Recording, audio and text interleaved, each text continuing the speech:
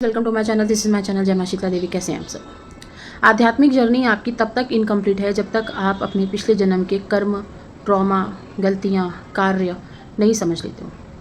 इस जन्म में आपका क्या लाइफ पर्पस है, क्या चीज़ें, क्या कर्म ऐसे पेंडिंग रह गए थे कि आपको वापस जन्म लेना पड़ा, हमें वापस जन्म लेना पड़ा। क्या ये इतना आसान है जानना? कैसे जानेंगे, कैसे समझेंगे, कैसे हम इन चीज़ों के बारे में पता करेंगे, क्या करें ऐसे कि इन चीज़ों के बारे में मालूम पड़े।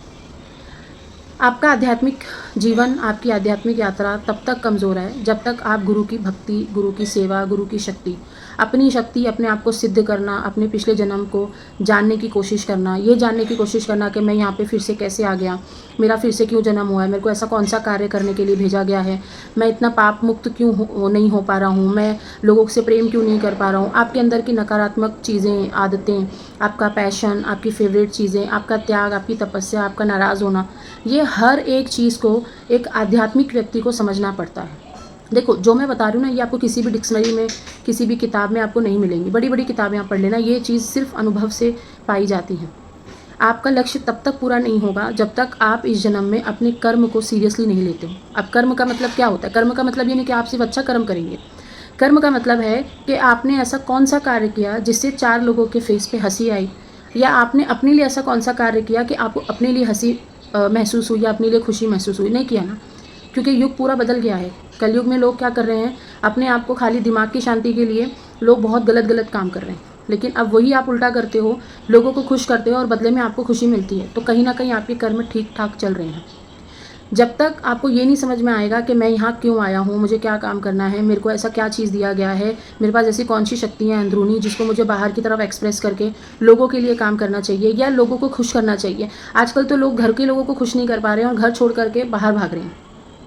तो जब तक आप अपने मन के मोह, माया, दिमाग, प्रैक्टिकल चीज़ें, आपकी शक्तियाँ, आपके मंत्र, आपकी ऊर्जाएं, आपकी आदतें ऐसी क्यों हैं, ऐसा क्यों कर रहा हूँ, ऐसा क्यों कर रही हूँ, ये सारा कुछ आपको सॉल्व करना होता है एक जीवन में। मोक्ष इतना आसान नहीं है। ये सॉल्व करने के बाद दूसरा चरण ये होता है कि आप शक्तियों से मुलाकात करने लगते हो, आप गुरु की शक्तियों से मुलाकात करने लगते हो। अब ये ख़त्म होने के बाद आपको शक्तियों की पीएचडी करनी पड़ती है कि शक्तियों की पीएचडी की जाए, कब, कहाँ, कैसे करना है। शक्तियों की पीएचडी करने के बाद आप लोगों की पीएचडी करने में लग जाते हो, लोगों को ठीक करना, लोगों को प्रॉब्लम में से बाहर निकालना, या जो भी XYZ। तो मोक्ष इतना आसान नहीं है, आध्यात्मिक यात्रा इतनी आसान नहीं है। इंसान तो बस उलझ जा रहा है दरबार से दरबार जाने में, मंत्र सिद्धि में। आपको क्या लग रहा है कि आप सिर्फ मंत्र जाप करोगे, साधना करोगे, या आपने 2 लाख 4 लाख मंत्र जाप कर ली तो आपकी आध्यात्मिक यात्रा कंप्लीट हो गई क्या? आपने 4 साधना कर ली तो आपकी आध्यात्मिक यात्रा कंप्लीट हो गई? आपने अपने बच्चे को, बीवी बच्चे को बहुत अच्छे से परवरिश दे दी, जायदाद दे दी, सब दे दी, तो क्या आपकी सारी यात्राएं कंप्लीट हो गई? ऐसा कुछ भी नहीं है।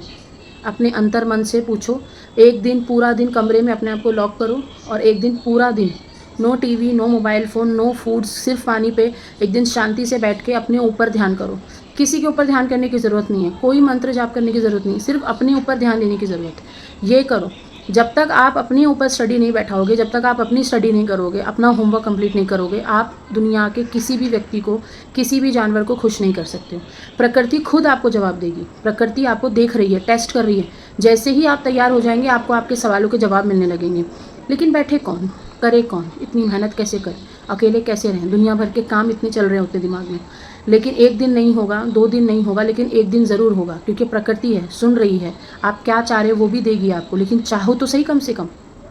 अपने ऊपर स्टडी बैठाओ, उसके बाद आपको जवाब प्रकृति देगी, क्योंकि प्रकृति हर एक मनुष्य को, हर एक जीव जंतु को, जानवरों को प्रकृति टेस्ट कर रही है। ब्रह्मांड की शक्तियाँ टेस्ट कर रही हैं, देख रही हैं कि कौन इतना हाईली इंटेलिजेंट है। उसी को ही पिछला जन्म दिखाना, अपना सोल पर्पस दिखाना, अपने लाइफ का मकसद दिखाना, अपनी आध्यात्मिक यात्रा को कैसे कंप्लीट करना है, गुरु से कैसे मिलन करना है, एस्ट्रल गुरु के साथ कैसे कनेक्ट करना है, लोगों के साथ कैसे काम करना है, प्रकृति आपको खुद बताएगी।